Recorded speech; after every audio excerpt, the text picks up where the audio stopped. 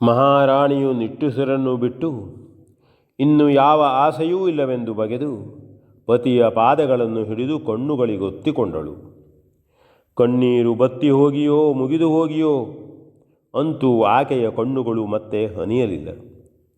ಸುಯೋಗ್ಯವಾದ ನಿರ್ಧಾರದಂತೆ ಸಪತ್ನೀಕನಾಗಿ ದೀಕ್ಷೆಗೊಂಡ ದಶಗ್ರೀವನು ಸ್ನಾನಾದಿ ಕರ್ಮಗಳನ್ನು ಪೂರೈಸುವಷ್ಟರಲ್ಲಿಯೇ ಸೂರ್ಯೋದಯವಾಯಿತು. ಗಂಡ ಹೆಂಡಿರು ಜತೆಯಾಗಿಯೇ ಶಿವಪೂಜೆ ಮಾಡಿದರು. ದಿವ್ಯ ಪ್ರಸಾದವನ್ನು ಮುಡಿದರು. ಹಾಗೆಯೇ ಅಶೋಕವನಕ್ಕೆ ನಡೆದು ಸೀತಾದೇವಿಯನ್ನು ದೂರದಿಂದ ಕಂಡು ಮನಸ್ಸಿನಲ್ಲೇ ವಂದಿಸಿ ಬಂದರು. ಮಹಾರಾಣಿಯು ಪತಿಯ ಬಳಿಯಲ್ಲಿಯೇ ನಿಂತಿರಲು ಸುಮಂಗಲೆಯರನ್ನು ಕರೆದು ಬಾಗಿನವನ್ನಿತ್ತು ಮನ್ನಿಸಿದಳು.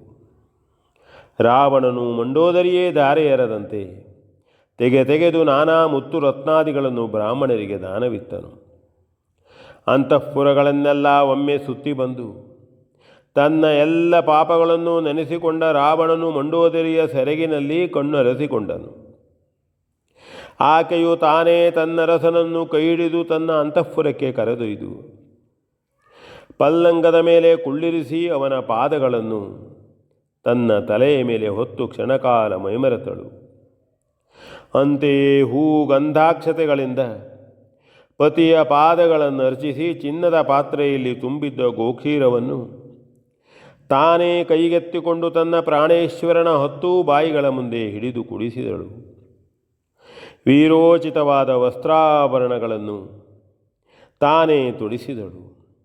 ಕವಚವನ್ನು ಭುಜರಕ್ಷೆಗಳನ್ನು ತೊಡಿಸಿ ಶಿವಪ್ರಸಾದವನ್ನು ನೊಸಲಿಗಿಟ್ಟು ನೀಲಾಂಜಲವನ್ನೆತ್ತಿ ಸೇಸೆ ತಳಿದಳು.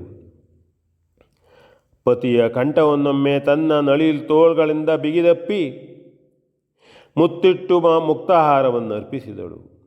ಹಾಗೆಯೇ ಪ್ರಾಣೇಶ್ವರನ ಪಾದಗಳನ್ನು ಮತ್ತೊಮ್ಮೆ ಮುಟ್ಟಿ ಕಣ್ಣಿಗೊತ್ತಿಕೊಂಡು, ಜೀವಿತೇಶ್ವರ, ನಿಮ್ಮ ಮಾರ್ಗವು ನಿಷ್ಕಂಟಕವಾಗಲಿ ಎಂದು ಪ್ರಾರ್ಥಿಸಿದಳು. ದಶಕಂದರನು ತನ್ನರಸೆಯನ್ನೊಮ್ಮೆ ಬರಸೆಳೆದು ಬಿಗಿದಪ್ಪಿ ಮುತ್ತಿಟ್ಟು ಅವಳ ಕೈಯಿಂದಲೇ ಚಂದ್ರಾಸವನ್ನು ಪಡೆದು ಅವಳ ಕೈ ಹಿಡಿದು ತನ್ನ ಆಸ್ಥಾನ ಮಂಟಪವನ್ನು ಸೇರಿದನು. ಅಲ್ಲಿ ಪೂರ್ವ ಸೂಚನೆಯಂತೆ ನಗರ ನಿವಾಸಿಗಳು ಬಹುಮಂದಿ ಬಂದು ಉಪಸ್ಥಿತರಾಗಿದ್ದರು. ಮೂಲ ಬಲದ ಸೇನಾಧ್ಯಕ್ಷರು ಮಗನಾದ ವಿರೂಪಾಕ್ಷನು ಉಚಿತಾಸನ ಮಂಡಿತರಾಗಿದ್ದರು. ಬ್ರಾಹ್ಮಣರು ಸ್ವಸ್ತಿವಾಚನಗೈಯುತ್ತಿದ್ದಂತೆಯೇ ಸುವಾಸನೀಯರು ಕುಸುಮಾಕ್ಷತೆಯ ಸೇಸೆಯನ್ನು ತೊಳೆಯುತ್ತಿರಲು ಸಪತ್ನೀಕನಾಗಿ ಆ ಮಹಾದಾನವನು ಸಾಮ್ರಾಜ್ಯದ ಸಿಂಹವಿಷ್ಟರವನ್ನಡರಿದನು.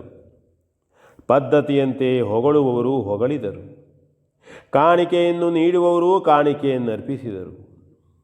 ಸಮ್ರಾಟನು ಅನರ್ಘ್ಯವಾದ ವಸ್ತ್ರಾಭರಣಗಳನ್ನು ದ್ರವ್ಯಗಳನ್ನು ಬೊಗಸೆಗೈಯಿಂದ ಪಾರಿತೋಷಕವಾಗಿ ಕರೆದು ಸಮರ್ಪಿಸಿದನು. ಸೆರೆಮನೆಯಲ್ಲಿದ್ದ ಬಂಧಿತರನ್ನು ಬಿಡುಗಡೆಗೊಳಿಸಿ ಕರೆದು ಸತ್ಕರಿಸಿ ಗೌರವಿಸಿದನು. V N Bhagwat, ಮರ್ಬಳ್ಳಿ.